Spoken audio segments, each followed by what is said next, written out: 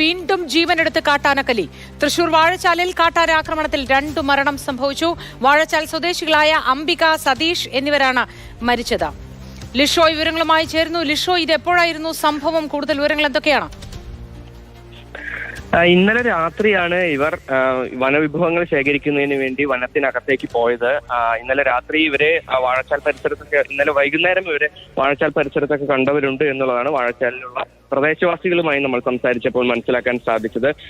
ഇന്ന് രാവിലെയാണ് ഇവർ മരിച്ചതായി കണ്ടെത്തിയത്. ഇവർ തിരിച്ചെത്താതായതോടുകൂടി പ്രദേശവാസികൾ നടത്തിയ തിരച്ചിലിലാണ് കാട്ടാന ആക്രമണത്തിൽ 2 പേർ കൊല്ലപ്പെട്ടതായി വിവരം ലഭിച്ചിരിക്കുന്നത്.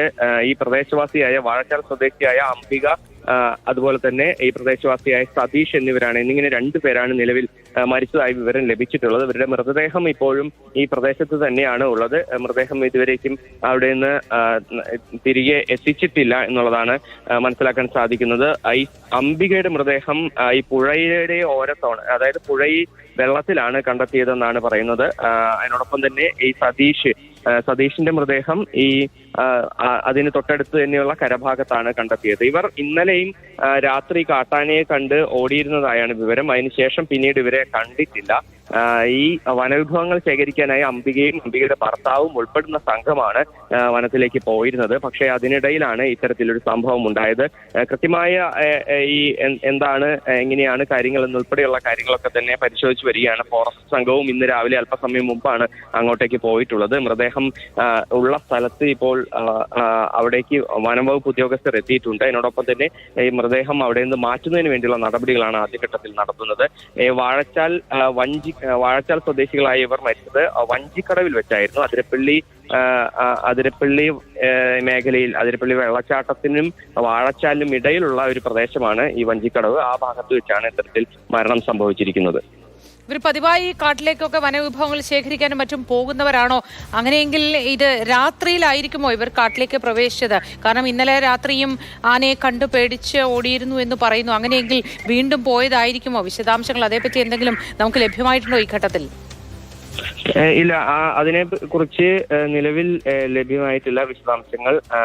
അക്കാര്യങ്ങളൊക്കെ തന്നെ പരിശോധിച്ചു വരികയാണെന്നാണ് വനംവകുപ്പ് പറയുന്നത്. ഇത് അതായത് ഈ മേഖലയിൽ കാട്ടാനകളുടെ സാന്നിധ്യം സ്ഥിരമായി ഉള്ളതാണ്.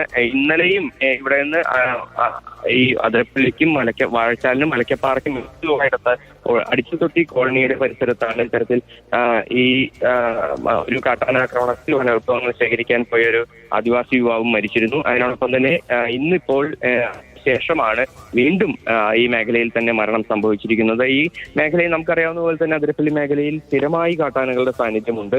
കാട്ടാനകൾ നാട്ടിലിറങ്ങുന്നതും കൃഷി നശിപ്പിക്കുന്നതും ഒക്കെ ഇവിടുത്തെ ഒരു പതിവ് സംഭവമാണ്. അതുകൊണ്ട് തന്നെ ഈ മേഖലയിൽ ആനകളും അതിനോടൊപ്പം തന്നെ മറ്റ് വന്യമൃഗങ്ങളും ഒക്കെ തന്നെ ഉണ്ട് എന്നുള്ളതാണ്, നിരവധിയായ പ്രശ്നങ്ങളുണ്ട് എന്നുള്ളതാണ് അവിടുത്തെ നാട്ടുകാരും പറയുന്നത്. ഇതിനൊരു പരിഹാരം ഇതുവരേക്കും ആയിട്ടില്ല എന്നുള്ളതാണ്. പക്ഷേ ഈ ഒരു സംഭവം വനാതിർത്തിക്ക് അകത്ത് വെച്ചാണ് നടന്നത്. പക്ഷേ അതേസമയം തന്നെ ഈ മേഖലയിലൊക്കെ തന്നെ ഈ ആദിവാസികൾ സ്ഥിരമായി ഇത്തരത്തിൽ ഈ വീണ്ടും കാട്ടാനക്കലിയിൽ 2 ജീവൻ കൂടി പൊലിഞ്ഞിരിക്കുന്നു എന്ന ദുഃഖകരമായ വാർത്തയിലേക്കാണ് നമ്മൾ പോയത്. നിമിഷങ്ങൾക്ക് മുന്നേ ലഭ്യമായതാണ്. തൃശൂർ വാഴച്ചാലിലാണ് ഈ സംഭവം. കാട്ടാന ആക്രമണത്തിൽ മരിച്ചത് അംബികയും സതീഷുമാണ്.